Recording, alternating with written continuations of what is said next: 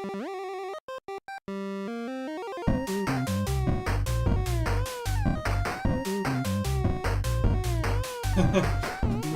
and welcome back to the Traumatised Pineapple Podcast. I'm Adam. You can find me at AdamIsTalking_ on Twitter. And I really don't. Yeah. I'm Sam from LCA Productions. On Twitter we are at Productions LCA. And I'm Inky Doodle. Don't have anything else. Nice. Cool.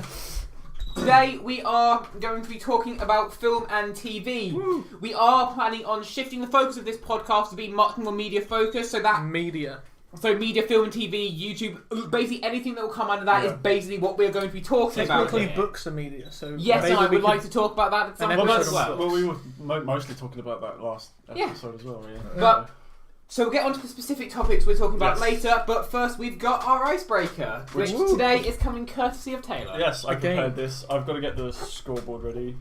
Done. Okay. So last time we had a Watch Mojo based game, which arguably didn't work as well as we thought it would. Yeah. So that's your guys' fault, by the way. Yeah, totally. I agree.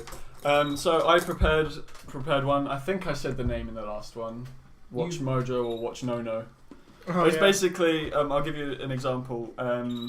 It's basically where these guys have to deduce whether this is a real Watch Mojo video or a fake one. And the way the game works, by the way, is this is the example one. So I'll read the title. So that this example is Top 10 Watch Mojo themed games. I'll read the quote that they open with. So those boys better watch what they're doing because we're making fun of Watch Mojo. Yeah. Whatever. And then we'll say that what was on the number one spot. So number one, this game. Yeah. So yeah, we get the idea. Yeah. Are we ready to begin? I believe we are. So whether it's real or fake, after you've explained it. Yeah. I like that. We haven't decided what the winner gets yet. I like that. I like that idea. The winner gets a pat on the back. Okay, that's good for me. We'll start with number one. Top 10 intense ziplining scenes in movies. The quote is, "It's time to escape from impending danger in style." And the number one pick was The Adventures of Tintin, 2011. Oh. I'm going to say... Did you guys see that film, by the way? I did. And I haven't seen it in ages. The fact I don't about remember that film, it at all. though, is one of the early screenplays, and one of the people credited as writing is none other than Mr. Stephen Moffat of Doctor Who. Oh, there we go. Topical, we're going to talk about. I think that if I could remember the film, I could remember whether it has a zip line in it. We were like 12, 13 when that came out. Yeah, it's not a film. I am going to say Watch No. Okay, what about you, Sam? I'm going to say it's real. I'm going to say Watch No on the base that it seems like there must be better choices for a top spot than Tintin. I don't know, I don't remember the film at all. So no, I don't either. I don't know now. So you say Sam's going to say it's real, I think Adam's it's real. going to say it's fake. Sorry, Adam, that's 1 point to Sam. That was a real thing. It was. Wow. I'm surprised. I regretted my decision, but now I don't.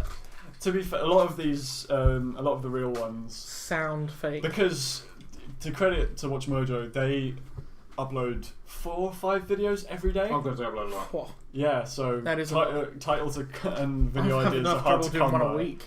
I mean, I'd probably be in the same position if I had to upload that many times a day. Or even if you have to upload a video every day. Oh. Just going great, guys. Subscribe to Adam is Talking. Right, okay, anyway, number 2, top 10 Mario songs. A plumber is only as good as his music. And the number 1 was the main theme from Super Mario Bros. 1985. That's got to be real. Watch No. I'm going to say no again. Oh, already? Okay. It cannot be that much real. Iconic music in Mario. There's loads, isn't there? There's like Die Docs from Super Mario 64.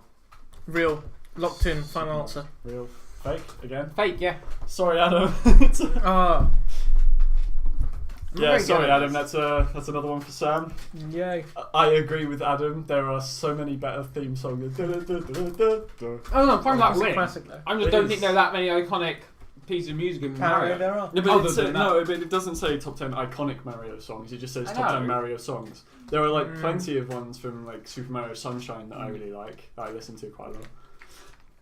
Anyway. Sure. Okay. Next. Sure. Why not? Next one is top 10 staircases in movies. What goes up must come down. And the number 1 was the Penrose Stairs in Inception. This sounds... I know this has not worked with. That's got to be fake. It sounds fake, but... So, they come up with so many... I'm gonna go for fake because I need to do some fakes. I think it has to be fake. Well, you are both correct. Oh. Yay. Little backstory about this one. It was this top 10 staircases in movies was a meme created to make fun of Watch Mojo, created by a user called Watch Mojo Jojo. And for the record, the number one spot in that video was the Penrose Stairs in Inception. Number Haven't 4. seen Inception. Oh, have you not? No, I need Oh, to. I no. really need to. To be honest, it's not as confusing as people say it is. No, I highly doubt it. No. But I need to watch it again. yeah, that's what everyone says when they watched it the first time. Number 4 is top 10 hilarious pregnancies. They're pregnant and unprepared for parenthood. And the number one spot is Knocked Up, 2007. Okay, so it's film and TV pregnancies, right? I'm gonna say no. I'm gonna say yes. Locked in, final answer. I'm gonna say Watch Mojo. I think that one's real. Oh, no. basis? Or do you No, just I'm think it's regretting a- it. On the basis of that, seems slightly less absurd than Yeah. than Some staircases. than all the other ones you said, and most of those were real. It's weird. you know, So, honesty. but you're having thoughts. And there are I think I'm gonna there's say- quite a lot you could go for that. I think. Yeah, Yeah, it's that's true. probably- I think I'm gonna say yes. That's So real. that's Watch Mojo. What about you, Sam? I'm gonna You're say. still thinking? You know what? No, I'm changing my answer. I'm gonna say yes as well. You're both correct. Oh, thank goodness. Sorry, Adam, you're like halfway. Right, I was down. hoping you were gonna lose that one. You're both correct. Speed. Yeah, top 10 hilarious pregnancies is a Watch Mojo video. Well, Fair there you enough. go. Number 5 is top 10 recreational drugs. This is weird. What? We all have to have fun sometimes, and the number one spot was cannabis. I'm like, that one's got to be real. So, I feel like that one's real. I feel like I may have even seen the thumbnail for that one before.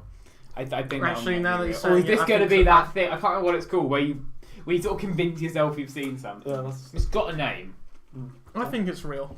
It sounds real. that a definite answer? Mm-hmm. What about you? You got a definite answer? I'm gonna say it's real. It's fake. I made it Oh, up. you made that up. Here's some more background towards this one. I made it up. Recreational drug use is incredibly common around the world, and it often leads to disaster and crime. Although it mostly doesn't. That's what the government want you to think. Hello, Mandela effect. It's very Mandela effect. Yeah. That's the one. Number 6 is top 10 anime MILFs. Oh, we're going to hell for this one. And then number 1 spot is Rinko Aori from Gundam Build Fighters 2013-14. Real, and I'm gonna go for a really great bit of logic here. I think it's real. Sounds There like is no chance you've have any knowledge of Gundam Build Fighters. That's one of those obscure Gundam franchise shows. To be honest, okay, you're Makes both sense. right, it's real. But I chose the top 10 anime MILFs question because it had Gundam Build Fighters in it, and I know you like Gundam animes. I mean, I know you like that one, so it's like, I oh, do like Adam. Build Fighters. I Build thought Fighters you is would dumb, know but that I it's knew fun. that you liked it, so you think it was fake. But then No, so you're both I- correct. Point to I you. feel like I did like Build Fighters. It was a very fun show. Okay, so we're Nice. on Do you mind? We're trying to record a bloody podcast. So it's a plane. going on holiday. Okay. Wait, Oh. because now, if it can be heard, I'll keep that in, and if it can't be, it's easy to spread it out. There we go. And we'll keep this in as well. Yes, Yeah. and this. And are we ready? Maybe not that. Top 10. Number 7, I mean. Yeah. Top 10 stegosaurs. You've just got to love those little dinos. And the number 1 spot, oddly, was Stegosaurus. And they justify using this one by just saying that you just can't beat the main guy. I think that one's fake I because I think don't think Stegosaurus is a family. Stegosaurus is a single species. I don't think Stegosaurus is the sounds name fake. I don't think Stegosaurus is the name of the family. Sounds fake to me. Okay, well, you're both correct in saying that it's fake. Yes. Is there a butt coming? There is a butt coming.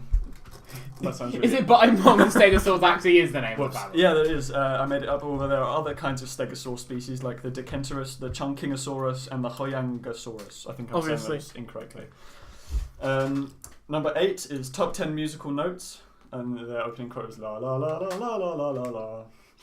Don't Fake. have to do that. But the No, number one no, spot, no, never mind. The number 1 spot was G sharp minor. I was about to say, Yeah. because I was going to go for octave, but there's sharp and minor chords.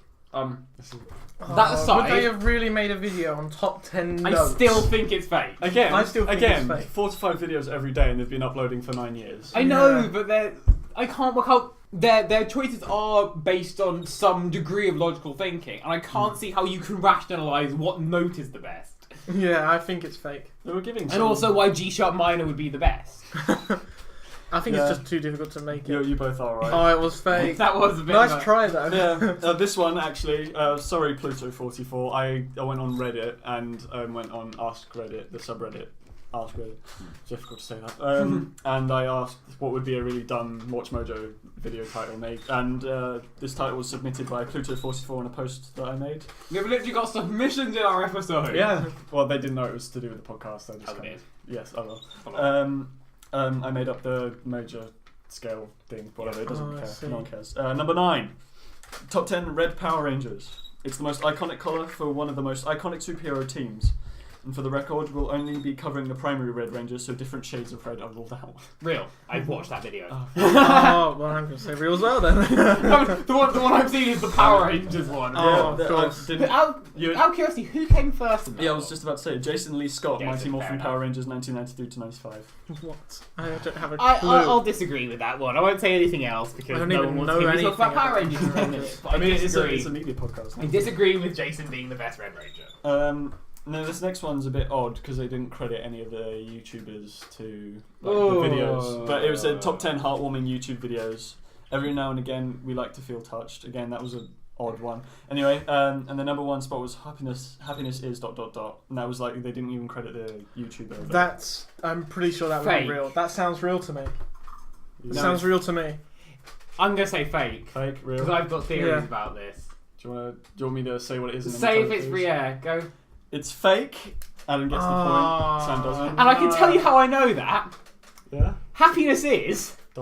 bloody mine, Yeah, isn't that's it? it, yeah. Technically, I say that that's it's where not. I've seen it. I did take the idea of another YouTube that I'd seen. But Right, That's okay. where I've seen that name before. I knew I'd seen that name Okay, for a video on that's YouTube. one of my before. videos. I'll tell you what I wrote down Adam's here. I said happiness is ... is a video that Adam uploaded 6 months ago. Either this one is fake or Watch Mojo have done some deep digging. I wish that would be like. I worked out yesterday that my biggest achievement as a writer would be seeing one of my books in a charity shop. That would be the same level of. Yeah. Or having like a tweet you made on a BuzzFeed article. Or yes, something. making BuzzFeed is the dream. Making BuzzFeed is the dream. Okay. So sorry to say, Adam, but you are losing by 1 point. Yes. Sam, you are winning by 1 point, obviously. I have a quick fire round. Okay. So this is just me reading off some titles. I'm not going to give you the. Okay, no quote. inflation, just real or Yeah. fake. Wait, we need buzzers. So the No, we'll just go real. Yeah. Go fake. Yeah. And there's like no thing. Yeah. It's just really quick. Yeah. But what if we end up with a draw? If we have a buzzer and the first person to buzz in gets a choice, and then if they get it wrong, the other person gets a chance. Yeah, but that takes too much effort. Yeah. If we draw, we duel. Yeah. Okay. I think we've got a couple of lightsabers. Okay, so number 1, top 10 Wheel of Fortune fails. True. Okay, yeah, both correct. Number 2, top 10 cloud types. True. False. It sounds correct. Number 3, top 10 funniest IKEA item names. False. Has to be. False. Yeah. Sam knows it's false because he came up with it. And I was like, I'm trying to think of ideas, and he's like, came up with that. I was like, I'll alter it slightly. Never mind. Hopefully he'll You forget. won't notice. Yeah, never mind. Number 4, I top 10 people who survived the most assassination attempts. I think False, that's true. because I don't like the phrase. I think the phrasing seems too shaky. False. True. Sam's correct again. Ah, damn it. Sounded real. By the way, I forgot to say this. Excuse me. Number 5, top 10 carnivorous plants. True. Fake. Sam No. is- Oh, yeah. Sam is correct. Damn it, I'm sorry I interrupted you there. No, I was going to stick with it. Number 6, this one's funny. Another top 10 moments that are ruined in anime. They made a video on it before. True, I'd say. Yeah, I've both even correct. seen it, but Both I correct. was trying to think of whether you made up that whole another bit or whether that was well, real. they do They that. do, yeah, that's right. Number 7, top 10 Coldplay albums. True. Fake. Sam is correct again. Damn it. I'm sorry. I don't Sam know how I'm it. so good at this. Top 10, number 8 is top 10 rich people who did something stupid with their money. Oh, definitely. I think true. that's true. No, both fake. Oh, okay. Oh. Number 9, top 10 Simpsons jokes that came true. True. Fake. Adam was correct. Oh no! I don't know The Simpsons at all. Okay, No, this me last either. one, I'm going to just make it all or nothing. Just Oh, make great. it more exciting. What's the point of that then? Well, no, I'm because doing Sam's so got well. 15 points and Adam, you've got 11. Oh. We'll make this one 5. So you Yeah, this one's worth 5, yeah. Okay, top 10 cringiest celebrity Reddit AMAs. True. I don't know what that is, but it Ask me sounds. anything. It's basically a Q&A, but with a stupid name. I think I'm going to say true as well. Well, you're both correct. So So you both get So 5. Sam still win. wins. Yeah, well done, Sam, on winning. You have 20, and Adam, you have 16. Nice. That was a fun little game. That was significantly surprised I did better so than my well. Watch Mojo game. Congratulations, you win Adam, could you pat Sam on the back for me, please? Gently, please. I've just been informed. He did get about your the Coldplay one was fake, right? Yeah. Yeah, I've just been informed by. Oh, is it real? No, but Coldplay haven't released 10 albums. Yeah, that's what. That's I was wondering. I didn't make it up, but I was like, did they have 10 albums? Which is actually kind of great. There we go. That's the game. Well, Yeah. So now on to the main segment for this video, Yes. the main theme. Again, today we are talking about media film and TV. Yeah. First of all, there's been one particularly big bit of TV news that came out this Sunday after the Wimbledon men's final. Yeah. I have talked about it in my own video. It's Doctor Who. We have our 13th Doctor, and that 13th Doctor is none other than a female. What's the actor's name again? The actor's name Jodie Whittaker. Oh yeah, I've definitely seen her in something before, but I don't know what it is. I've definitely heard her name before or seen her in something before, but I don't know what it is. She's in Broadchurch, she's in Black Mirror, she's been in. I don't watch any. I haven't watched any. that. I think she's been in some loads of films as well. Get our IMDb. I looked at her IMDb page and there was loads of stuff she'd been in. I don't know if I. She has been in a few bits, quite a few bits, but yeah. I think I recognise her from something. What do you guys think of just the change? I mean, I think it's good. I've heard the opinion that like the Doctor is this character. You can't change. Well, I mean, obviously they do change every season or whatever. But like people. That's. I mean, and I see where they're coming from. Like, it's not a. I do to a certain extent, but it's also been established in canon that it's completely possible. It could be. I think it's possible that it could be a different species altogether. I think technically. Because the Doctor's an alien. I don't think the Doctor necessarily looks human. He's basically, someone once said that he looks human. His response was, "No, you look Time Lord. We came first." So I think I think the general opinion and the general canon says that Time Lords always look human. Oh, okay, so maybe not. But there's doesn't say anything about. But there gender. are references in lines as far back as 2010 suggesting that Time Lords are able to switch gender. So it's not. Yeah. I think it's good because it means that Doctor Who is keeping up with the times, keeping up with the gender equality and things like that. To do with that though. Well, I think it was the right time for it. I think so, Stephen Moffat has been laying it down for years now. I mean, sure, but like, but then that's the thing that they could have done this at any time. I think there's no right time to have done I think I actually might have watched. It was either a compilation or it might have been a Watch Mojo, funny enough. Oh, great! The top 10 like Doctor moments, or, like the top 10 Doctor moments or something like that as well. Yeah, they would not give us money. Sorry, Sam. Yeah, sorry.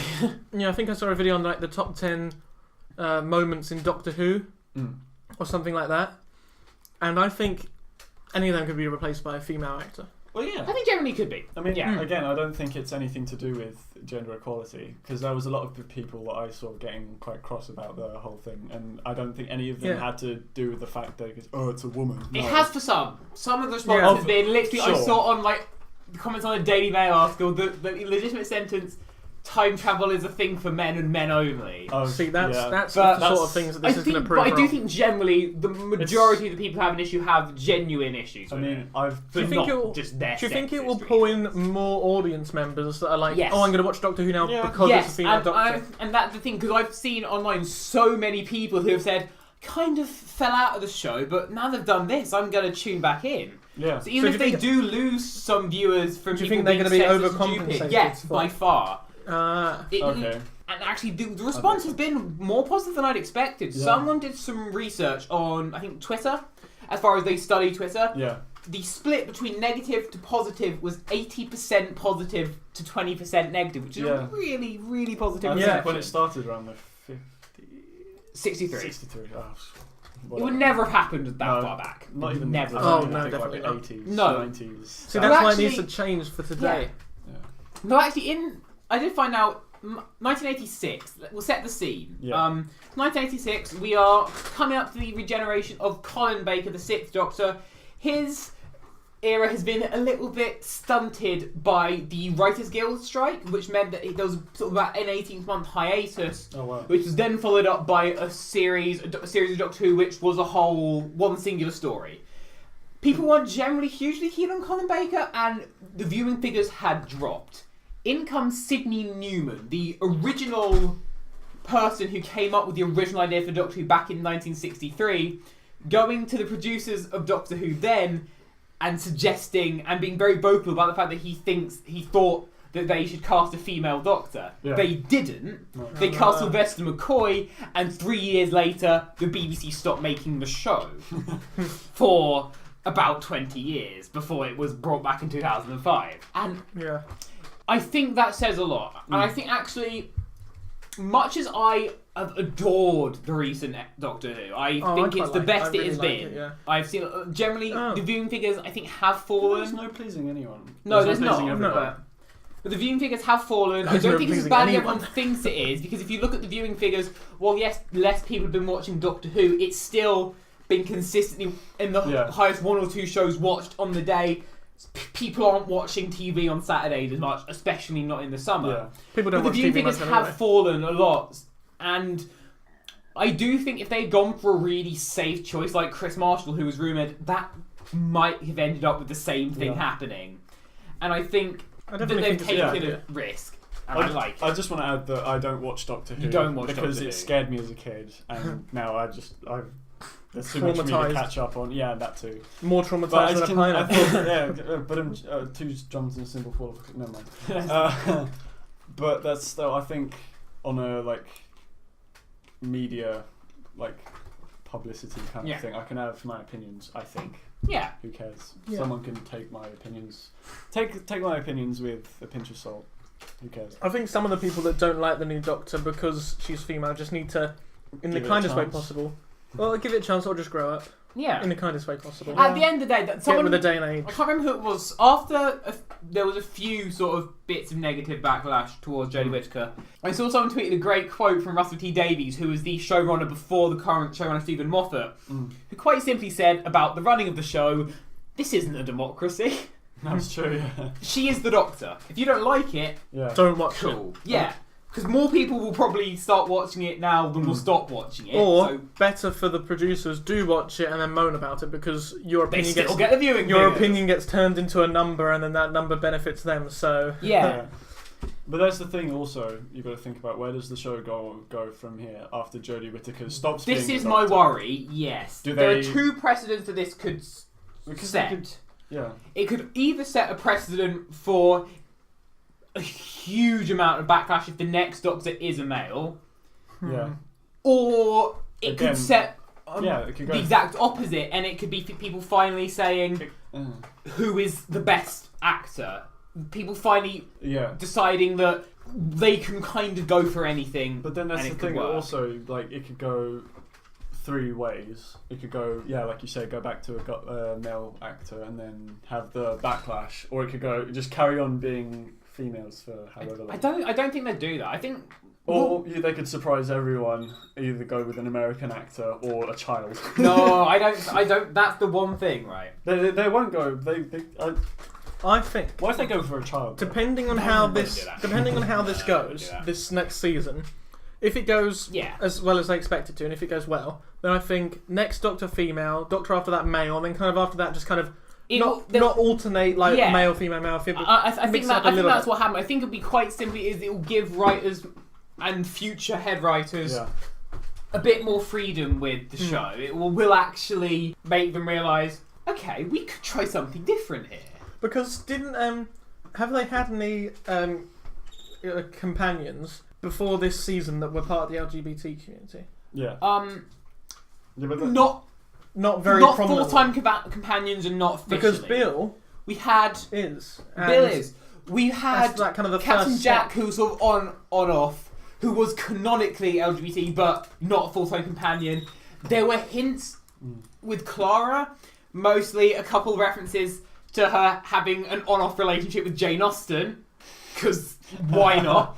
Yeah. But Bill's the first officially LGBT full-time companion. See, I think that was the first step into bringing Doctor Who into the new 21st. I can't say 21st century because that's everything from 2000. I know what you mean. The new day and age. Well, there's a really fascinating story behind that. How that happened. Mark Gatiss, explained it in an interview. Him and Stephen Moffat had sat down to write the audition script for Bill's character. And part of what they'd written was a scene between Bill and her love interest in the first and later last episodes. When they originally scripted that, they'd written it with the ship pilot character being a male character, and something just fell off.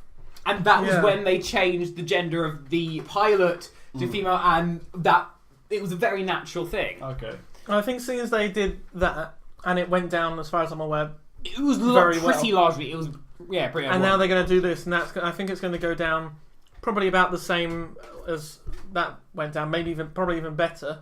Yeah, I think. And it's just like bringing it all into like the now. I think both with Bill and with Jodie Whittaker, I think what is going to have happened is it's going to liberate the casting directors a bit. They're going to be a little bit less worried about what we had before, what isn't a big change, and they might actually be just a little bit braver. I think what they should do is when they write the new seasons, obviously for this first season they'll probably make some sort of at least subtle point that the Doctor is female, probably even a big point. I don't think it will be what it's about. I think they'll have to reference maybe like it. the first episode they'll talk about it a bit I'm a girl, says the Doctor, but that's about it. But then also but that's the thing though. I think they'd have to point out a little bit. I kind of prefer the idea that the Doctor just kind of doesn't notice. Yeah. Oh yeah. That's the thing. Representation can only go as far as the companions, because the Doctor is an alien.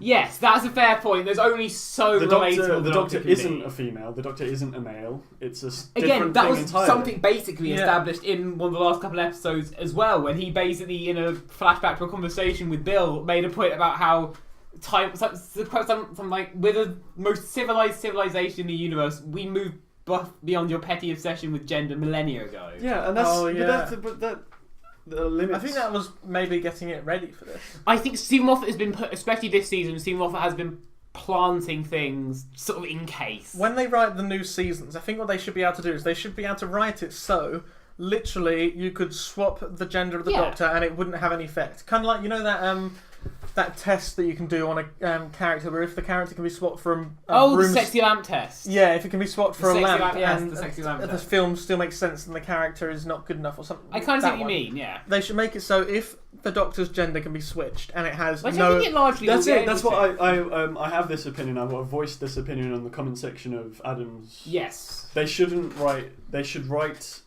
The Doctor as a character, not as a girl, not as a. Exactly. I think they actually, the good thing is if they had done this last time, if instead of Peter Capaldi we'd got a woman playing the Doctor and Stephen Moffat had been writing it, I would be a bit more hesitant. Not because I think Stephen Moffat is sexist. I think he has written some really strong female characters, especially we've seen this year with Bill. A great character. But Stephen Moffat has a tendency to go overboard with his ideas. I think he would have done that. I think he would have ended up getting a little bit overexcited. Yeah. Chris Chibnall is a very different story, especially from what I've heard from people who've watched Broadchurch. The female characters he's written, again, including one played by Jodie Whittaker, are much better written. He knows how to write female characters. He knows how to write characters really well. That's the thing. Yeah, I think that would benefit this version of the Doctor. I mean, I have a thing, like, if there's a bit where the Doctor gets really upset about the Earth's social standings on women, and that can't happen because the Doctor's not a girl. I don't think they will. They get confused, like, oh, why is this female like in this poster looking like doing this? Surely it'll be more or anything. I don't think they do that for anything other than like a slightly throwaway way. No, I could see the Doctor kind of staring at like a poster and sort of just looking a little bit uncomfortable, and that's it. That's all that's made out of it. Yeah, sure. Or then looking at us like, obviously, like, I'm one of them apparently, but not really. Yeah, I don't think they can or should get into anything at that level, because at the end of the day, it's a family show. Mm.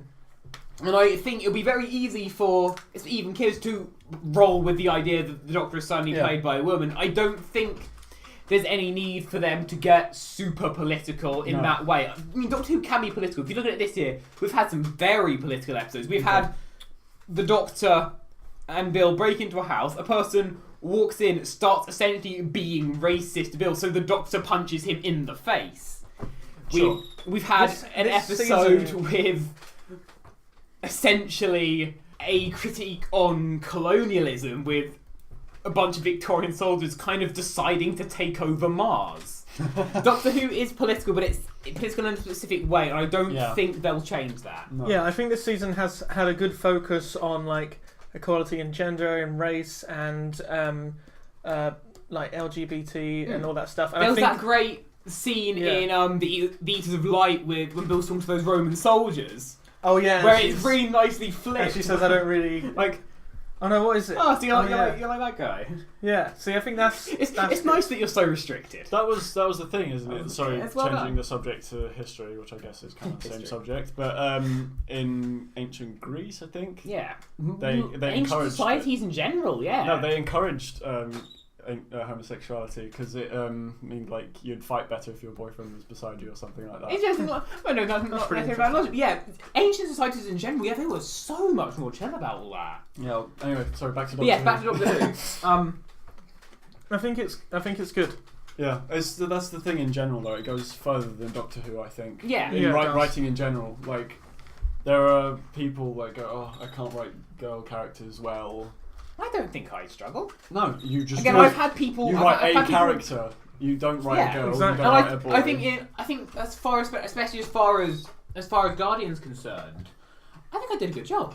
I think I wrote some decent. You don't even need to mention like the fact that she's a girl at all, unless it's. And I haven't. That's because it's not relevant. Yeah, I think that's the same for everything. I think that's the same with writing a male character. Don't obsess over showing him being masculine. Just let the plot unfold. Yeah. Because that's the only way anything was going to change. Back when Class was being released, and it was coming out that one of the series' main characters was going to be gay and was going to have a boyfriend in the series, the writer Patrick Ness, basically his comment on it was that his way of writing those kind of subjects, and this is coming from, someone married to another man, acts like the world has already changed. And that's what he did in Class. I think that's what they'll do in Doctor Who. I don't think it will be made to be a big deal. I don't think it should. What I think it will do is be used as an example to show how it doesn't need to be made a big deal of. No. Exactly. The Doctor happens to be played by a woman. End of story. Still the Doctor. Yeah. And she's still the same Doctor that has been flying around the galaxy for 2,000 years. Yeah. That's not going to change her personality that much.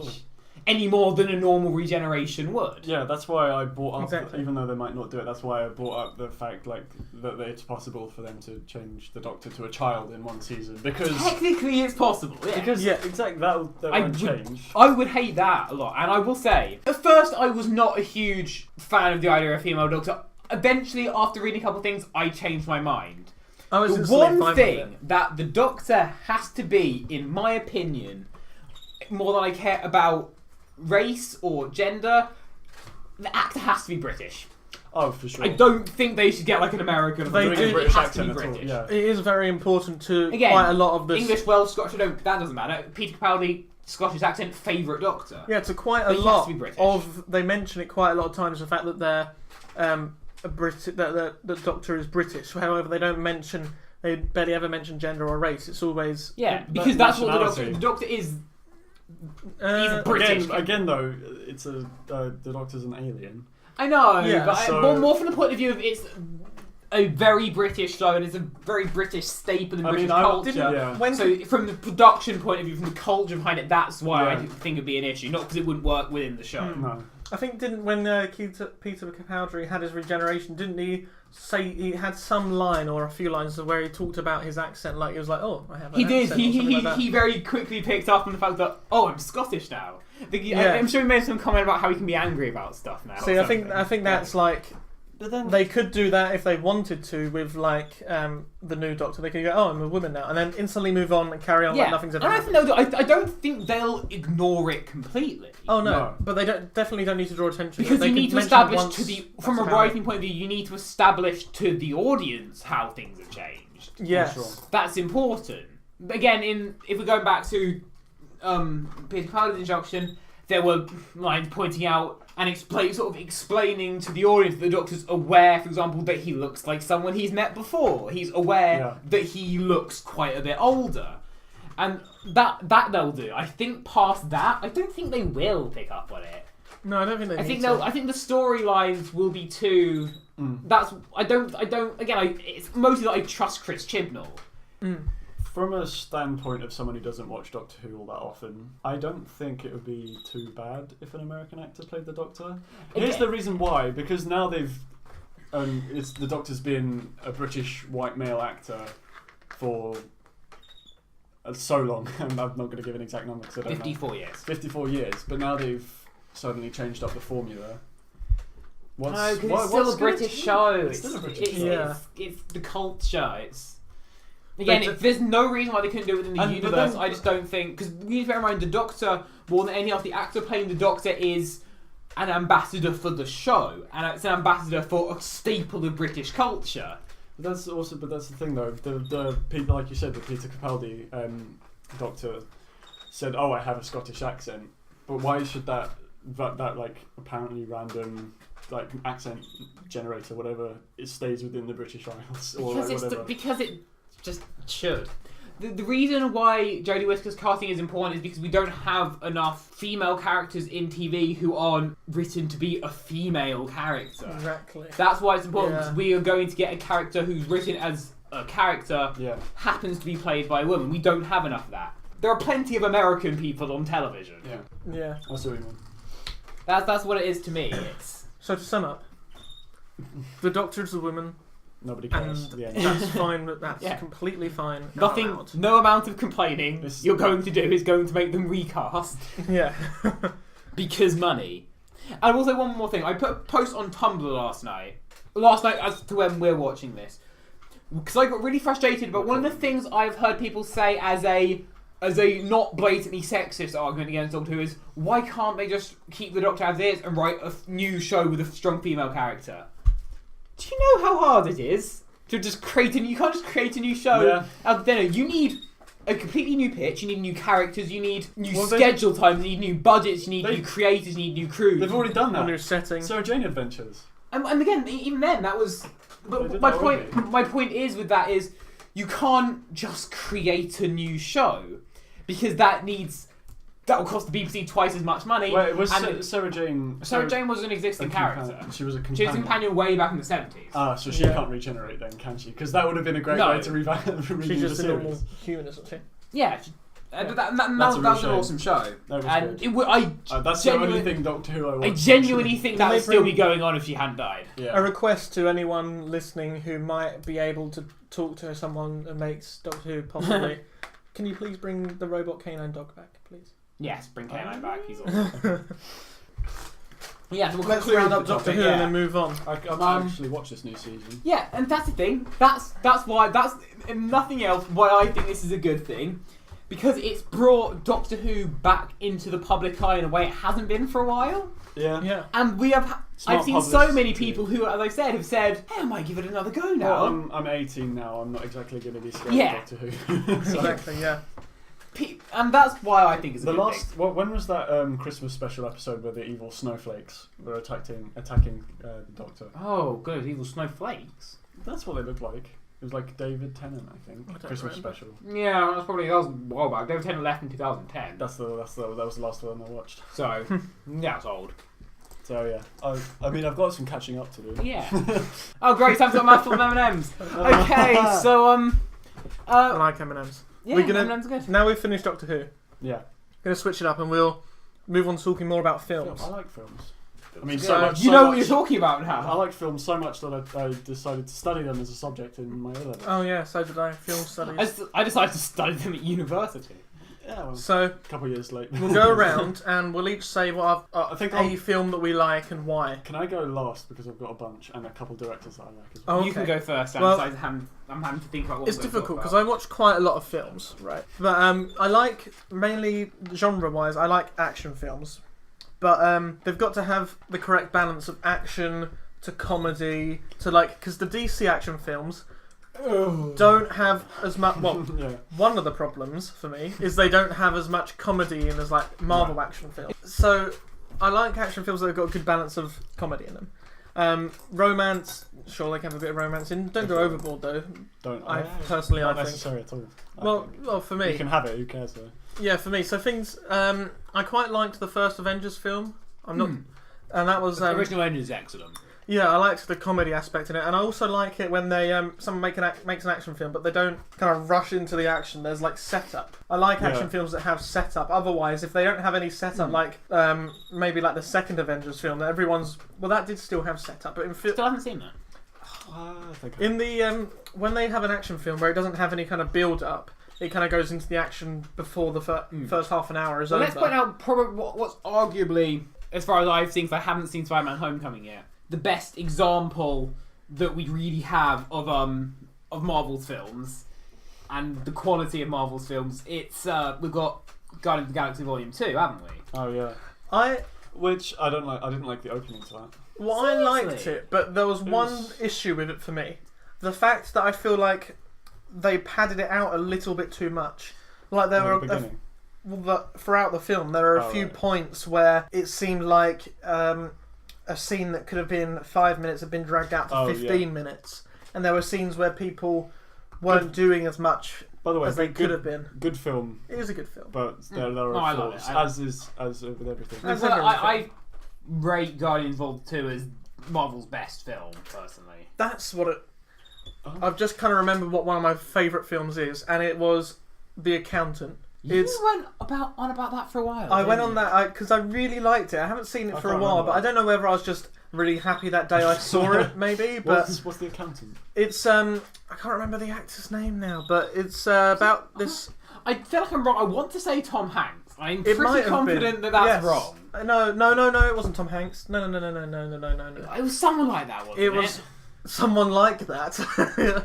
But anyway, it was about this guy who had this very rare disease. Oh, it was not. It was not anyone. It was Ben Affleck. Ben Affleck. Not Tom. Yeah, he had this rare disease that made him very intelligent, but also kind of have like, like OCDC, like some obsessive compulsive. OCDC. That's a really obsessive. Careful rock band. Yeah, I'd say obsessive compulsive disorder characteristics, and right. Okay. He becomes an accountant, and in his later life, and he finds out that some like money is going missing, and I think he gets too close to it, and some people either try and kill him, or then he has to go out and tries to kill them, and it turns into an action film. And what I liked about that is the character had a good mix of there was a good mix in the whole film of comedy and action, but also the character was he was played really well with his rare condition, and the fact that everything about the character was played very well. And also the action in like kind of the big action scenes towards the end wasn't very shooty, explodey as it is in other films. It was more kind of careful and realistic as well. Oh, okay. Yeah, and I quite like that film. The more and more you describe your love of like certain types of action film, the more like I think you'll like British action films. Yeah, because I don't like the action films where it's clearly made to make money, where there are clearly lots of explosions, lots of highly unrealistic things where like, oh, that person would definitely be dead now. And just stuff before like I go off on a British film thing, I want to say there's a good film, which is one of my favourites.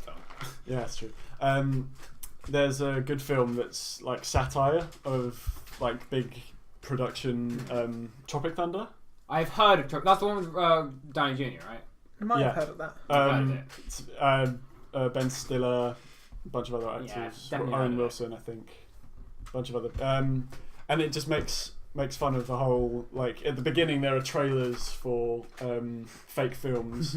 Yeah. Like, one of them is just like Ben Stiller is an actor and he just keeps on releasing the same sequence of films, like, oh, this film 1, this film 2. I haven't seen this film in quite a while, so I'll be quite ambiguous with what things I'm referencing. But yeah, and it just makes fun of the whole thing because they go somewhere to they go somewhere really dangerous to shoot an action sequence.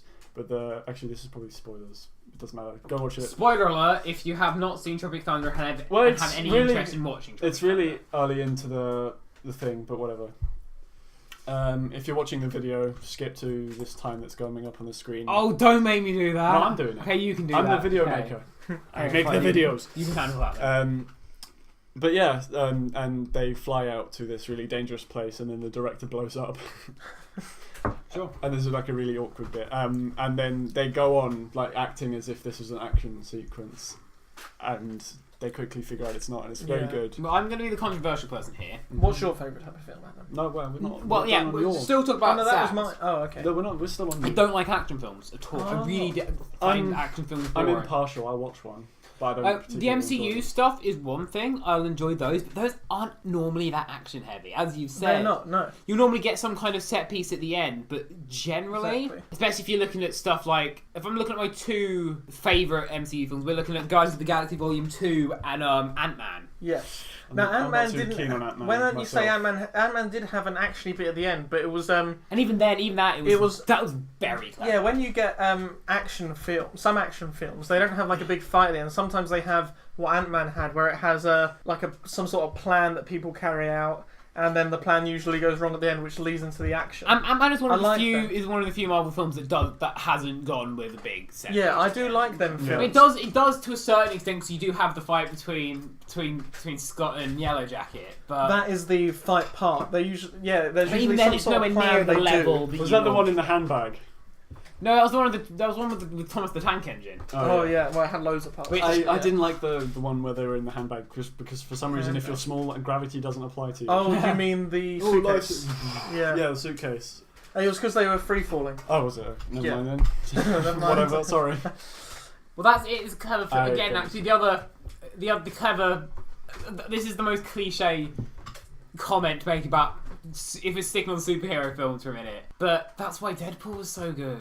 Oh, sure. It was self-referential. Super self-referential. It knew it was a dumb superhero film. Yeah. And used that to its... Well, so did Ant-Man to some extent, where he said I'm Ant-Man. I don't really like the name. Ant-Man was nicely self-referential. I was watching Ant-Man and I was just like, it's trying to be too funny. Well, it's Paul Rudd. You chuck Paul Rudd in a film, then you try to make it funny. Yeah, it wasn't. I think it's good when in my opinion, I wasn't impressed. When you make a superhero film, and you give the superhero their own kind of genre, their own kind of niche that's different to most superheroes, like Deadpool and Ant-Man, and Iron Man as well. Even Iron Man, although he seems like a very generic superhero, he's not, because he has his own stuff with all the whole wealthiness and big ego. The character development. I mean, and most people would counter that with Batman, but Batman's boring and Iron Man's not. Yeah. The thing I don't like about DC action, the main thing I don't like about DC action films is the fighting style always seems really slow and clunky. It's like punch. And you can't really see any of it. It's because I don't know whether it's just because the costumes are really quite big and chunky, maybe. Like Batman's got a very big costume, and to be fair, once they get past sort of a more traditional superhero costume in the MCU, they'll computer generate it. Exactly. Yeah. That's why I'm not that keen on some of the DC films. Iron Man's, at least in Civil War, pretty much any scene where you see Tony Stark in the Iron Man armor, it's CG'd. Yes. Yeah. Especially if it's forms around him. It's all CG. Obviously. Yeah. Yellow Jacket and Ant-Man as well. That was all CG. Yeah, so moving on so was the bit where they went down into quantum space. That was obviously CG, right? Oh, yeah. But what I mean is, they never made a Yellow Jacket costume. No. Even in that full size, anytime you see someone wearing the Yellow Jacket costume, it's CG, rather than when you're watching actual Ant-Man not fighting and being in the suit. They did make the physical suit. Oh, okay. One last point on Ant-Man before we move on to Adam's favourite film or genre type. Everyone gets really annoyed and says, "Oh, you can't change the space between atoms; it's impossible," and stuff like this. Yes, but it's a superhero film. But A, it's a superhero film. It's fiction.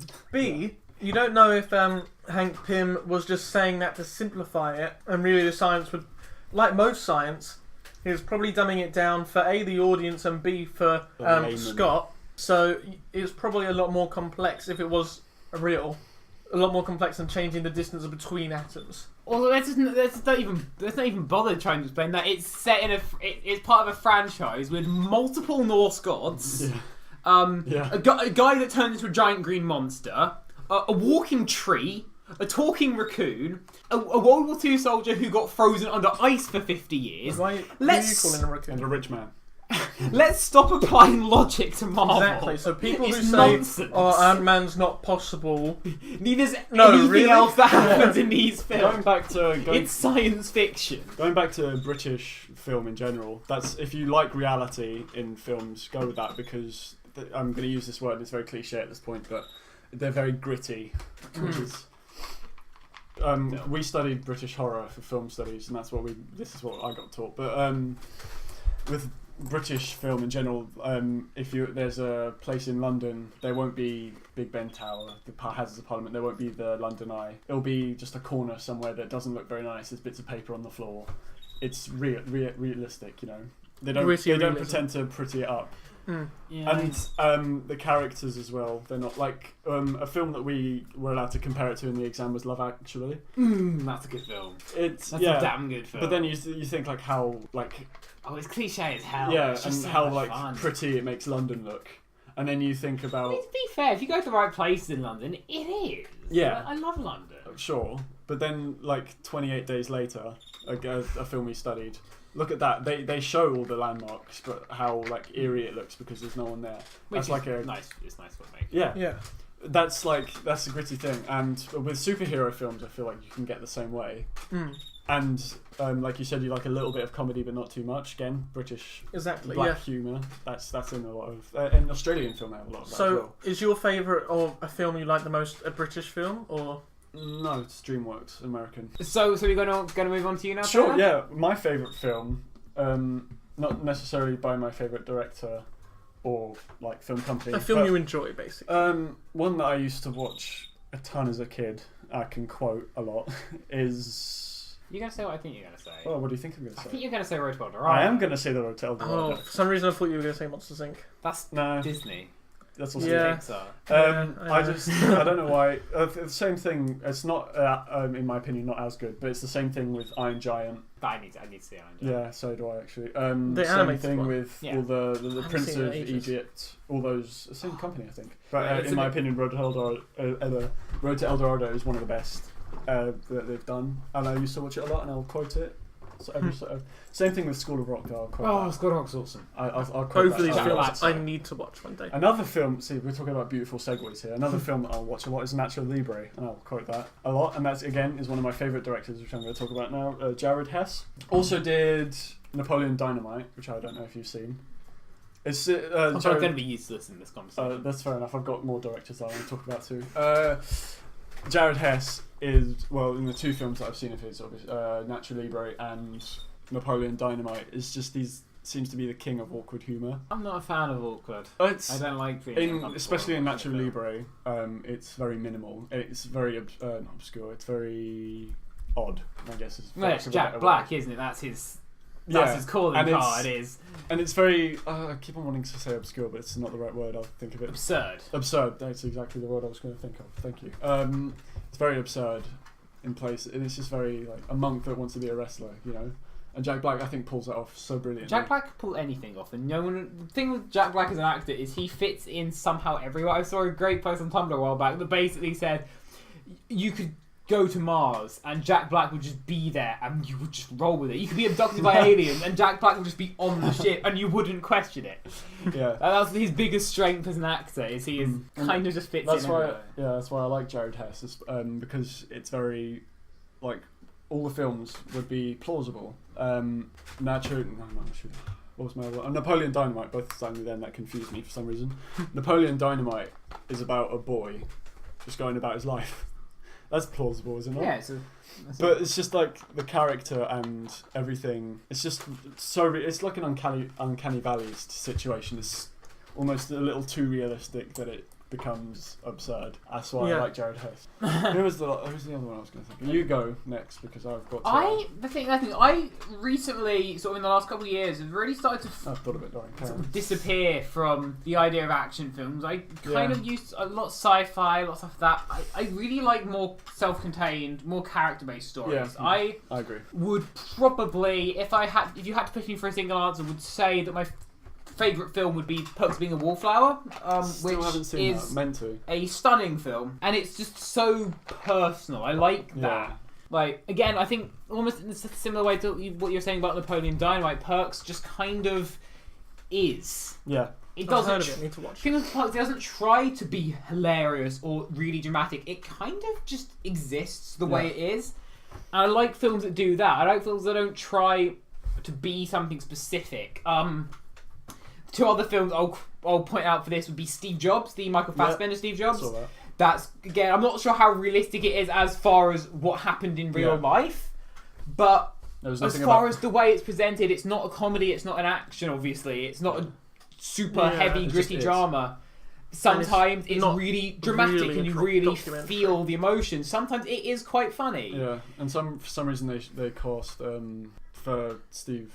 Seth Rogen. Tell you what, Seth Rogen as Steve Wozniak was great. Was it? Yes. I don't think they look alike at all. They don't look that alike, but to be fair, Michael Fassbender doesn't look that much like Steve Jobs, and still by the end of the film where he's got the classic turtleneck and glasses, you don't question that he's Steve Jobs. But no, actually no. For someone whose real thing is comedy films, for a slightly more dramatic role, Seth Rogen really pulled it off well. Yeah, that's fair enough. And then because this is the cliche film to like this year, La La Land. I still haven't seen that. I haven't seen it in ages. I saw it it's not necessarily perfect, but it's incredible. And again, it doesn't try to be a specific thing. That's what I want to do in my own writing. I don't want to ever try and tie myself down to genres. And I think once the writing's finished, the genre will be applied to it. That's how I write as well. Is like, and I think that's although it's even only short stories, I still write to see what happens. The story, but don't write it to be a certain genre. I like people films. I like films about people, not events. Another film. I like some of them. Another film I loved was a film called The Walk, which was Joseph Gordon-Levitt playing this Frenchman that walked on a tightrope between the Twin Towers. I saw the trailer, but I never got to see it, and I wanted to. And it was a people story. I mean, it was obviously leading up to this grand event. I think I prefer people films over superhero I like films. I like people.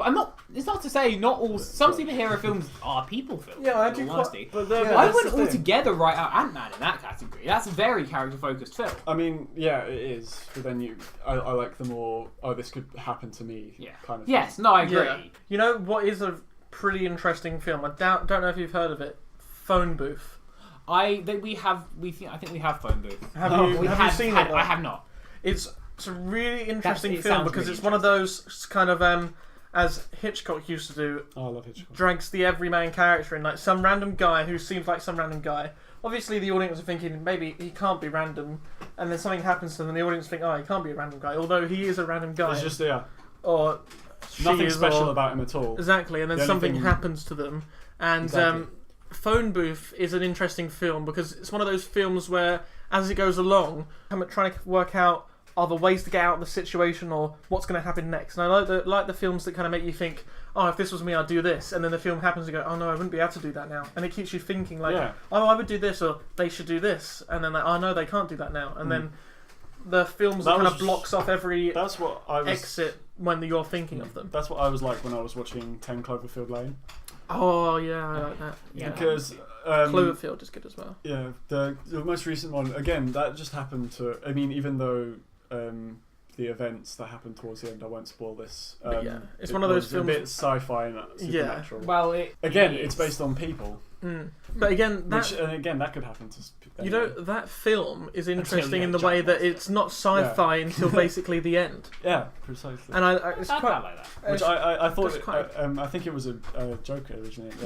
Because they said you should hear his theory about this, and then it actually came out to be true. Someone gave him money to make it. An interesting film, The Martian. I'm sure you. Yeah. I really need to see The Martian. Something interesting about that is I would class it under a genre of its own, like of survival films. Someone gets stranded somewhere or stuck somewhere. Like 127 hours kind of. Yeah, or like The Shallows. Also, what I'm gathering, like half the films that Matt Damon's.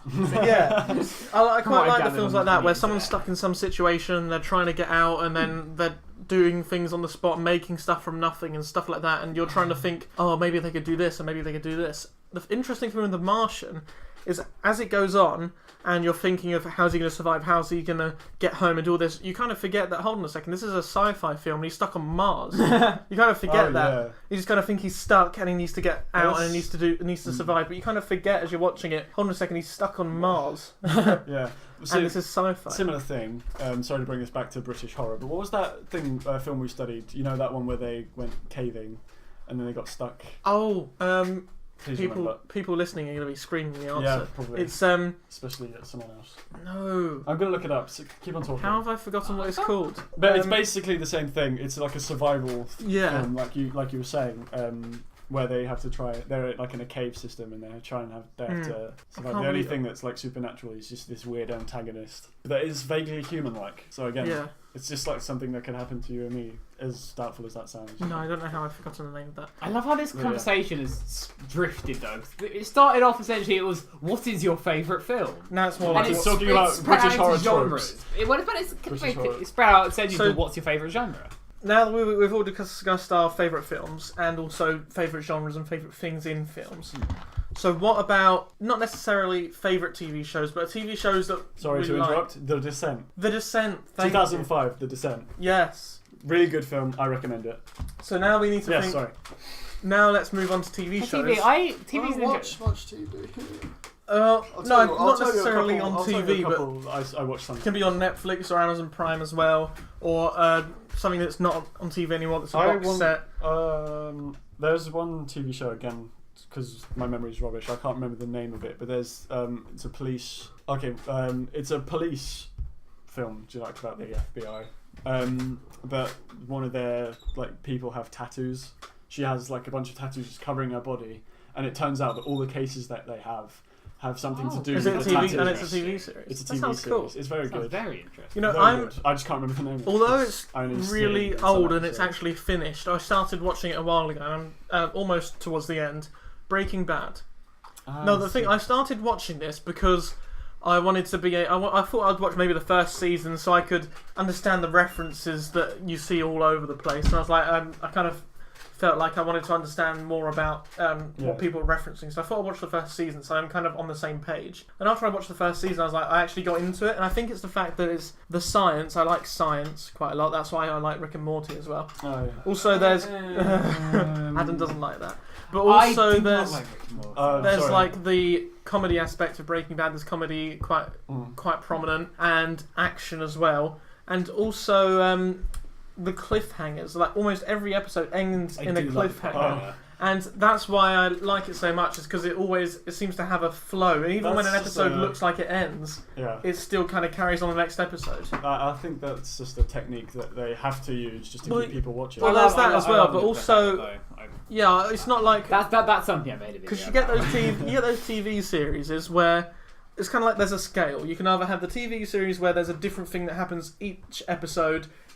Each episode kind of follows the same structure and nothing carries on. Then you've got the middle thing where there's then there's an in between, kind of like Doctor Who. What you need is what most series have. Really. Where a different thing happens each episode, but there's an overarching thing. Then you've got another series where kind of like Breaking Bad. You've got anthologies. You've got Breaking Bad. You've got Game of Thrones. You've got where something happens. Over the whole season, something happens over the whole more than one season, and something happens over one or two episodes. It's almost the same thing, but stretched out. Yeah, things that happen aren't just for one episode. There are some things in Breaking Bad that happen in one episode. There'll be something else going on that's already been occurring or going on for the next few episodes, and then there'll be something else that's been going on for the whole season. And then something else that's been going on since the whole series started. Yeah. I have mixed feelings about serialized television like that, actually, because again, if you look, one of my favourite shows, obviously, as should be expected, is Doctor Who, and I've always loved how it is quite episodic. Yeah. I see why it's shifted, and again, one of the shows I'm most excited for at the moment is Star Trek Discovery, which is supposed to be shifting to a serialized approach.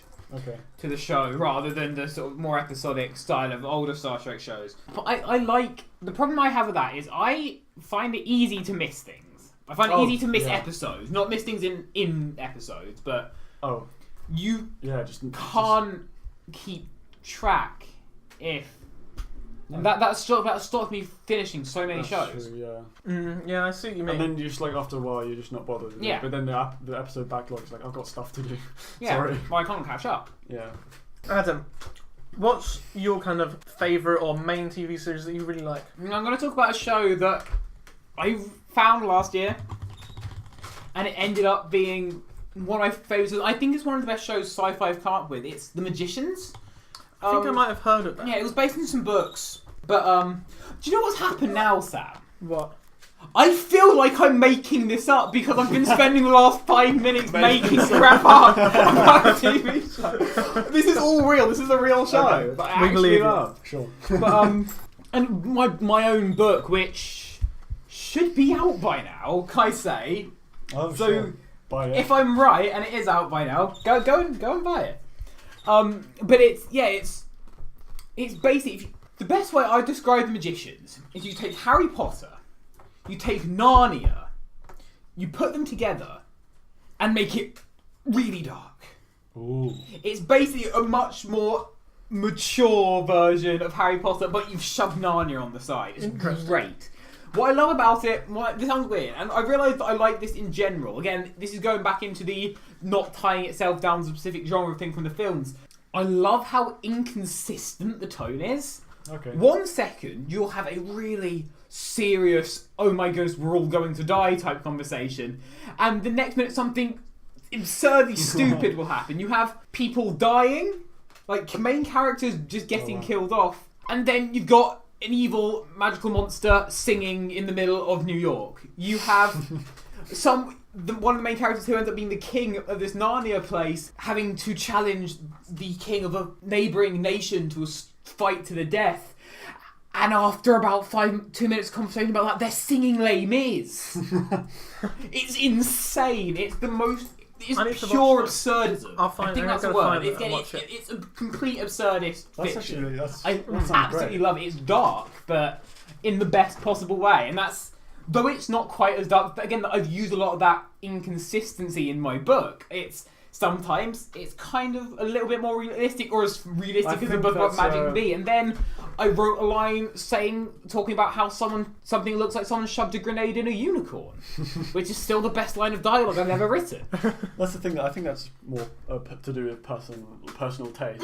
Oh, I think it is. Because I think, like you said, that's in your book. Someone's gonna write, "Oh, why is this so inconsistent?" That's just and it's supposed to be. It's supposed to have bits where it doesn't quite make sense. Actually, I think it does make sense. The plot's very coherent. The plot's coherent in The Magicians. There's no point where you don't know what's going on. That's the thing. It has a weird juxtaposition between quite serious stuff and quite absurd stuff. Yeah. But it's a side effect of the nature of it. It's magic. It's weird. You see, for me, it's probably just my OCDC, but when I see a film or a TV series... OCDC again. I think that's hilarious. Can we get a really, can you put together a really, it's a really careful version of Back in Black? Yeah. So...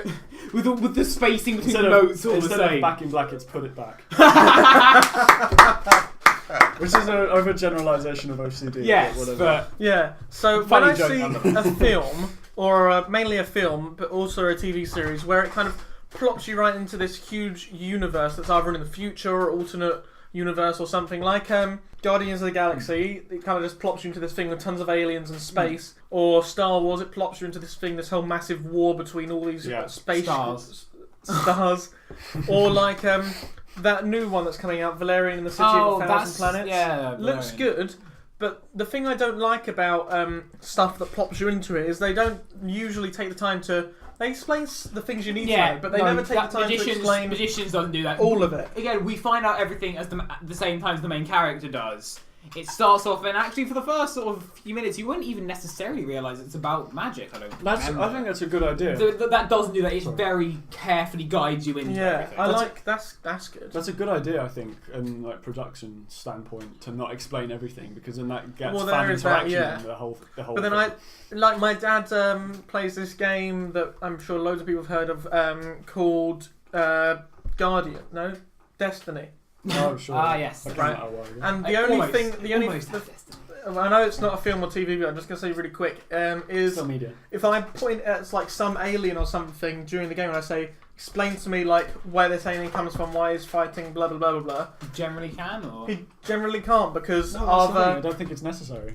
Well, yeah, you don't think in it's a game necessary, where you shoot them. Exactly, that's the thing. I think. I don't necessarily disagree. I quite like to know what's going on, why stuff is happening, stuff like that, and like, for example, what is this species of alien? What's its purpose? Like, what's it doing? That's or what's why are these people evil? Why are they what it is generally anything, film, TV, games. They don't have to follow human logic. They have to have their own internal logic that they follow. Yeah. Regardless of how weird stuff gets, going back to magicians. Nothing that happens doesn't feel like it should. It all follows its own logic, as does Guardians of the Galaxy. Yeah, you see, with like Doctor Strange, right? If they hadn't have explained anything to do with like the astral, they didn't explain it fully, but they mentioned, oh, it's this, it's that, we draw energy, and that's how we do magic. It explains logic and it follows it, and that means that despite the fact that it's easily the weirdest MCU film, it makes sense. But if they had like cut out the explanation and said, we do magic, and they didn't say how, or they say you can make yourself turn into an astral form, they didn't say what it was, then it'd be a lot harder to follow. And that's what I think films should have, is like they don't have to explain all of it, but as long as they explain some of the main key logical parts, so that you're not kind of left in the dark and you're not just going, okay, well that makes sense because it's meant to. Reason. Yeah, because here's the thing. Film says it is. Like I said earlier, publicity-wise, not explaining everything is a good thing, because look at channels like Game and Film Theory. That is where also they've true, got they've done a ton of videos on Mario. I don't think necessarily they have to explain everything, but you've got to have internal logic. Yeah. Yes. And you've got to follow the internal logic. And like there are like websites based on fan theory, which creates an interest in the show, which is why I'm saying publicity-wise it's great, because there are like websites dedicated to that show. I don't think you necessarily have to explain every event, but you have to explain like the main key. If we're looking at stuff like fan theories, the reason you can work with fan theories is because shows and because franchises. It's for franchises that do what we're saying. They spend enough time setting up the internal logic, so there are threads for people to follow where you can come up. Yeah. Even the most out there theories, like the whole Disney Pixar, that follows through. Yeah. Very little of that is based on assumption. Here's an analogy, right? Imagine there is an alien race and someone makes a TV series about like something similar to Earth with humans, and this alien race has completely different laws of physics to us, and they have completely different, basically everything, right? And someone makes a TV series about like Earth and about us. They wouldn't have to explain, oh, a table is made from wood, wood comes from a tree grows in the ground and it uses atoms and cells. They wouldn't have to explain that. But they would have to explain like... trees grow from seeds. Well, they might not even have to explain that. All they would have to explain is kind of like... simple things like kind of like gravity. They might.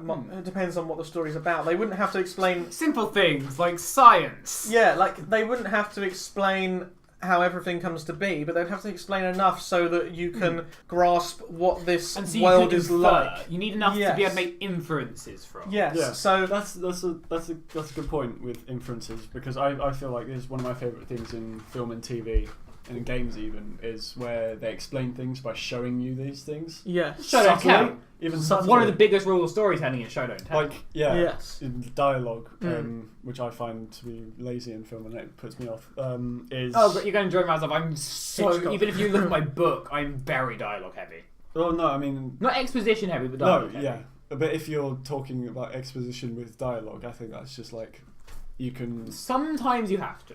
Yeah, but if you don't have to, if you can show, like, for example, like again, sort of MacGuffin in my book, that has things that it does. That is never explained. In fact, I explained early on that no one really knows, but stuff happens. Again, you need to show. And in film, like if halfway through you have to have one character explain to another one what's going on and what happened so far in the film, then you're just you haven't made a very good film. Yeah. Yes. And I think what is a good idea, if you are making a film or a TV series where you're plunging the audience into some big convoluted new like rules and universe, and you're changing the logic of all their known existence in a way, what a good way to do is to have like some sort of character in the TV series or film that's kind of marked like the audience, like in Doctor Strange. Yeah, you need an audience. Sorry. Yeah, they explain what's happening to Doctor Strange, and they explain how magic works to Doctor Strange.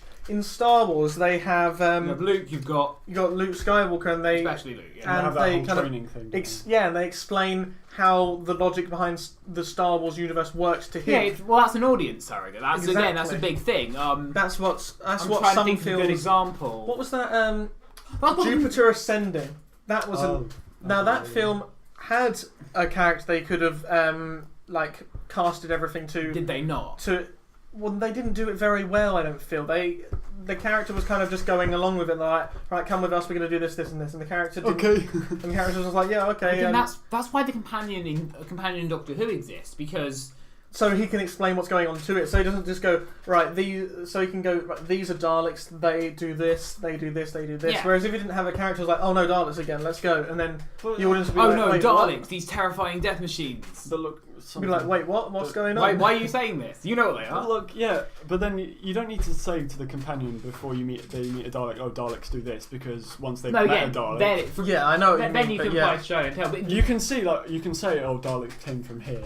Or even in an episode, you could go to the place where Daleks... Yeah, exactly. The first episode of Daleks was set on Skaro. Yeah, so what I think, some films that plop you into this universe without explaining things, I'm not that keen on them, but I think if sometimes they can't have a character to explain everything to because all the characters in the film know what's going on, in which case they switch and they have to kind of subtly show then you've really how got things... That's when I think Exactly. you kind of need to use stuff like flashbacks as well. Flashbacks are, when done well, I was going to say. When they're used the right way, then they can be necessary in some Earlier, Sam, you said that you don't like, you do like cliffhangers. I feel like if a show, just like you said, is a complicated universe and you're in the middle of it. Yeah. So that's like a logical cliffhanger. You're thinking about what makes sense, what doesn't, and which makes you go back just in case they explain it. You know? That is a good thing to use.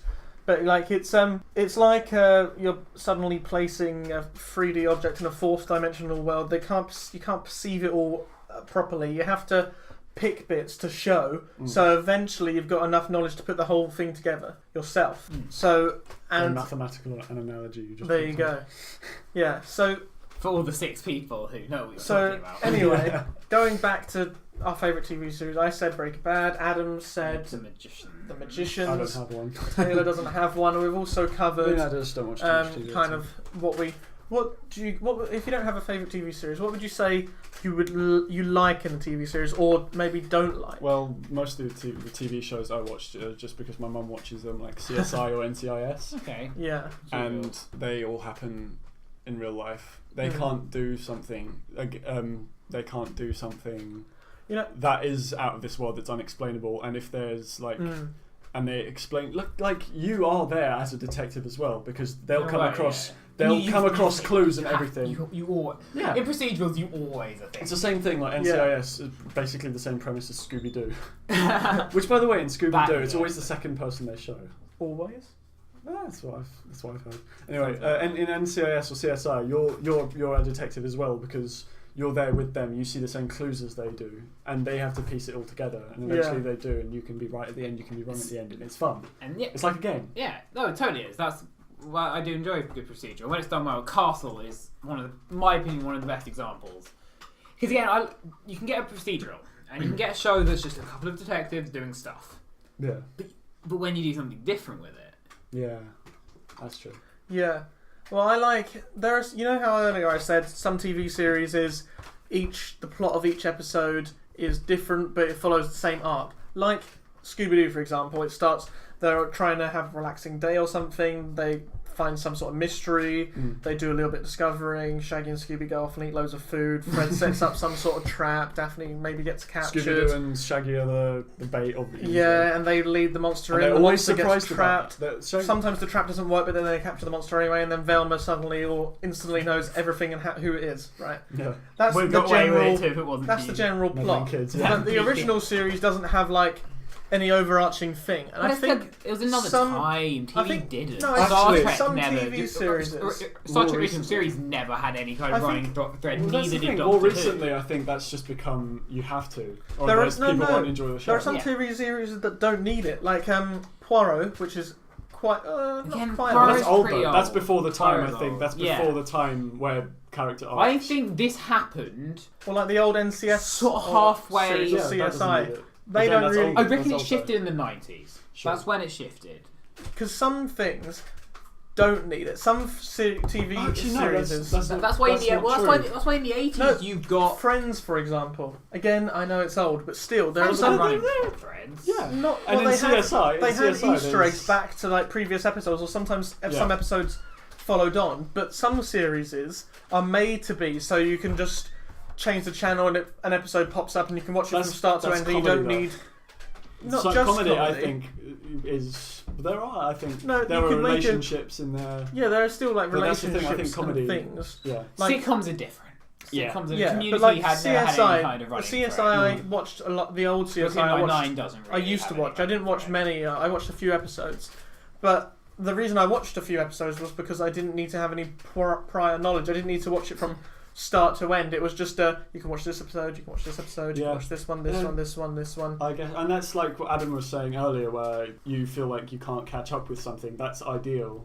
Yeah. In sitcoms, where you can just pick up an episode and everything still makes sense. Yeah. Everything. I watched a couple of odd episodes of Friends, and nothing ever didn't make sense. No. Obviously, it's good to have Easter eggs to previous episodes, or if there's something that's going to reward the loyal. Yes. Yeah, or if there's something that's going on over 2 or 3 episodes, then that's okay. But I think some series don't need to have a huge overarching thing because, well, they just don't need it. Take like most children's TV shows, like Phineas and Ferb, for example. Again, kids TV is different. Okay.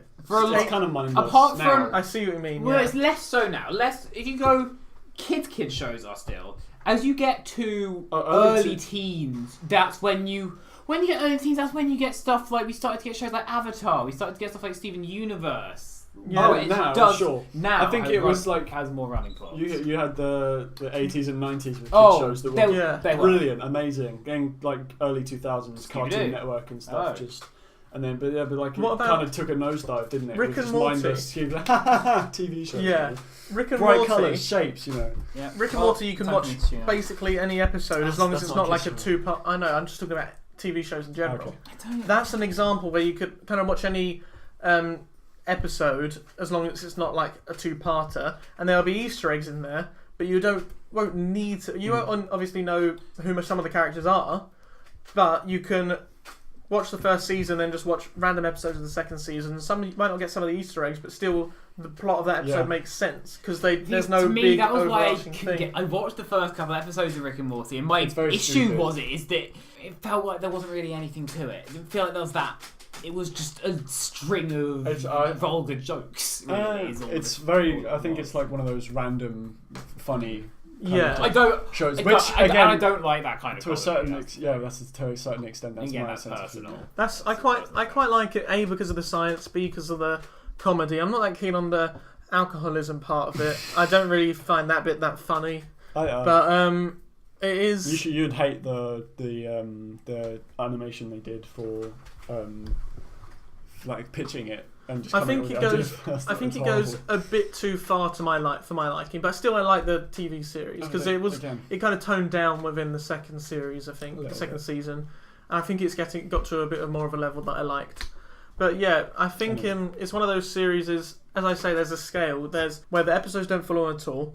Then there's episodes where they have Easter eggs back to previous episodes. There's episodes where you need to know. Yeah, there's episodes where either the whole season has an overarching thing, and then there are episodes when the whole season has an overarching thing, but also... I controversially prefer the older style. Well, not the midway style. Yeah. I much prefer that. I quite like... But then again, I like it when, say, for example, Marvel Agents of S.H.I.E.L.D., you can't fit the whole storyline into just one episode. No.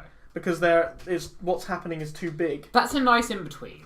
Yeah, that's a good point. That's a nice in between the running plot thread sort of traditional style and the more serialized. It's serialized, but there's enough variation between episodes. Yeah, and same with Breaking Bad. There's it follows on a little bit more, but there are still things between in each episode that are unique to that episode, and then there are other things that it links into that go over a few episodes, and then things that go over a whole season, things that go over a few seasons, etc. Yeah. To be honest, the first half of the first season of S.H.I.E.L.D., that was very much the sort of classic. Yeah, once they brought in once it I'm trying to think of the word. Once it sort of combined with the plot lines in Winter Soldier, that was when they had to make it more serialised. Yeah, but still, it depends on the TV series, depends on what they're doing, depends on what you like and don't like, and also depends on how well they do it. So I think, does that wrap up TV series? Anything else? I think something that I wanted to ask is, do you think of a TV series that you think it has quite a slow plot, like preferably 1 or 2 seasons? Do you think they could have made it into a film? Game of Thrones. Think the whole of Game of Thrones could have been just like 1 or 2 seasons? A book could have been. They could cut out bits, obviously, as they do with films. But I think they do. They make like 40-hour-long minute episodes. They're pretty much films anyway. Yeah. You see, the thing is, Sherlock is basically a feature film per episode. Yeah. The thing is, when one of the differences. What do you think you prefer, films or TV series? Oh, they're two very different creatures. They are, but if you had to pick I prefer TV. I find TV, though in some cases, though less so nowadays with stuff like Netflix, you're a little bit more restricted when it comes to budget. I like that longer form of storytelling. I don't think that in a film, because you have to unless you're going for a big franchise like they did with like Star Wars or Harry Potter, you have to resolve the whole thing. In the end of 2 hours. I personally get much more attached to characters in long form TV shows rather than characters. And in a writer's sense of point of view, I think I will job security will always be in a job as long as you're a good writer, and I think I'll have more fun writing. I plan on writing mostly TV or prose. The point I wanted to make was that with a TV series, so talking like maybe not genre wise but themes wise, if you made a film kind of like around 2 hours long, you could have a few themes in there. You could have like some fighting sequences, a bit character development at the start. Story through you can tell a good story. However, you can't tell a story with the same depth. You can't introduce a load of characters and have then a load of different things happen to each of them, and then it all come together. And you can't do it as well because the themes that you introduce get less and less time in the film, right? Imagine it. 2 words for that. Agree with you. Suicide Squad. Well, there you go. I haven't seen that still. So for what I think, if they had done Suicide Squad more like from what I gathered, Avengers. Suicide Squad. The problem with DC, and the problem that I think much as I want to be optimistic, Justice League is going to be crap. Yeah, I can see that. Because they haven't had time to think. Reason Avengers. Do you know why Avengers was so good? Because it had a good build-up. Because because with the exception of, to a certain extent, Black Widow and Hawkeye, you'd had time. By the time the first Avengers film came out, we'd had 2 Iron Man films. Yeah. 2 Iron Man films? Yeah, a Thor. We had Thor, we'd had Captain America. And we had technically 2... we'd had an Incredible Hulk. Let's say an Incredible Hulk. We had one MCU Incredible Hulk. Yes. It wasn't very good, but we had it. And even in a couple of other films they had trickled in. I know, was it in Iron Man 2 that Black Widow was in? Yes, and Hawkeye was in Thor as well. Hawkeye was in Thor. Yeah. Nick Fury had popped up through both. Obviously. Coulson had been trickled through both. Yeah. Loki was already big with Thor. They established the characters, and that's what they're gonna crash on when they get to Justice League. Yeah. But everyone knows who Superman is. No, but not everyone knows who the Flash is if they're not watching like the TV series. They haven't read the comics. They're gonna have to try and force in Aquaman, and Cyborg. I don't know who Cyborg is. Well, they're free. Precisely. Exactly. And that's why it's going to fail. Like, at best, but even the only legitimately developed, from what I've gathered, the only legitimately developed character that DC have is Wonder Woman. Yeah, that's true. Even Man of Steel was supposed to be kind of light on anything. Even in the Avengers, there are people I don't care about, give a crap about. There's Hawkeye. There's occasions I give a crap. But at least he's vaguely. The issue is not that you don't care about it, that Cyborg, Flash, and Aquaman are not established. This is the first time we're meeting them, and we're supposed to, and we're just supposed. apart from their Easter eggs, obviously. With a team up film, Avengers worked because there had been, as Sam said, there'd been build up to the team up. You'd had things trickled in about the Avengers initiative. You knew by the time Avengers started, you knew the motivations of the majority of the characters. Hawkeye, not so much. Yeah. Hawkeye was underused in that film anyway. Let's be fair. See, when shot a couple arrows. an analogy I came up got with, possessed. Yeah. You got unpossessed, shot some arrows. well, actually, they build up on Hawkeye a lot more as the whole franchise progresses. Yes, they did more with Hawkeye Widow. afterwards. Yeah, and I think that's what their aim was. And so someone pointed out a very good point, which is that people have been clamoring after a Black Widow film for ages. I don't think you need it. I think now you could. Maybe. Before you didn't. I don't know, because her backstory is vague, but there are references to it, and I think she worked. it might be a good idea to keep it. In all honesty, I think in all honesty, I don't know if this is a bit of a contrast. She is the best supporting character Marvel has. She is. She's by far the strongest supporting character. I actually really like Hawkeye, even though I like Hawkeye. I like in you haven't seen Age of Ultron yet, have you? I know bits. Well, they actually go to Hawkeye. Yeah, Hawkeye I know has family. This isn't spoilers, by the way. You should have watched it by now. Yeah, it's been out for years. It's my fault I haven't watched Gosh, that. guys. It's been what? Yeah, you see his family in the 24 house, and that's what I like about Hawkeye. And that's why I don't think he needs his own. Like, Hawkeye definitely doesn't. No, Black Widow, because I think they could do something he's good. But I basically don't just see what like you could do. he's basically just like someone who's just an average guy, really good at like shooting and stuff. And Shield came to him and was like, "Oh yeah, sure." And then you that's basically you all can't you need to do know. much with Hawkeye. Playing devil's advocate here, do you necessarily need build-up at all? Look at Big Hero 6. Look at the Guardians of the Galaxy. They didn't have a build-up besides the comics. But they weren't hyping. I think the difference is they were hyping. But with both Big Hero 6 They and Guardians of the created Galaxy, the characters in the film though in Big Hero 6. Sorry? The characters that were part of the Big Hero 6 group were created in the film, and he made all the gadgets for them. No, they were a comic before. Yeah, I know. No, as in the universe. That is the origin story for everyone. Same with the origin story for Guardians of the Galaxy as a team. Yeah, they all came together in the film. The true. Whereas, see, if in Avengers they had tried to make Tony Stark become Iron Man in the Avengers film, and or at least explain why he was, it would have been quite bad. And explain why Captain America was, and explain Incredible Hulk. Then if you don't have a bunch of Thor and Hawkeye and Black Widow. Okay, but if you don't have a bunch of characters that you've already established, then just don't make a film like that then. Yes, exactly. This is exactly what we're saying. Is Justice League is going to be a train wreck because they are trying to play catch up with Marvel. Before they have any ability to do so. Okay. And this is the thing. If they were trying to catch up, make a Cyborg and Flash film. It's just going to be after Justice League, which I think isn't a good idea. No, they should be. I like it when they introduce a character before the film. That was why Avengers worked so well. Exactly. You didn't have Tony Stark glowing to be Iron Man. You don't have Spider-Man. They didn't need to do because Spider-Man did because everyone knows Spider-Man's origin story. Yeah. Black Panther, his origin story. Black Panther's origin story is it's not weak. It's a good origin story. It's just quite short. Yeah. If you were to try and make it into a feature-length film, I think you would need to pad it out a lot, which would make it bad. That was why they introduced him really well in Civil War. It was nice and nimble. You're shown the king. You're explaining that this is his son. The king then dies, and then you explain that he takes over. Yeah. That's not spoilers. That's Civil it. War came out. That's it. Go watch it. That's it. There's nothing else. An interesting analogy I came up with to kind of think of the differences between TV series and a film. So if you want to think, should this be a TV series or should this be a film? So I'm going to use a chef's analogy because I'm a chef. Imagine it like a buffet in a way, right? Okay. So a film is a buffet when you can only go up one time. There are loads of things, loads of different themes, right?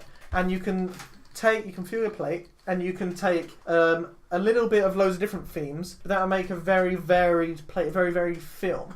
Or you can take a medium-sized amount of a few things and make a film that's got a decent amount of each theme, right? Or you can take large amounts of just two things, and it would be too much to process. And it would be kind of plain if you had just like a load of mashed potato and a load of sausages. It's quite plain, right? It sounds good, but so good. It is also we're eating films here, not films. Yes.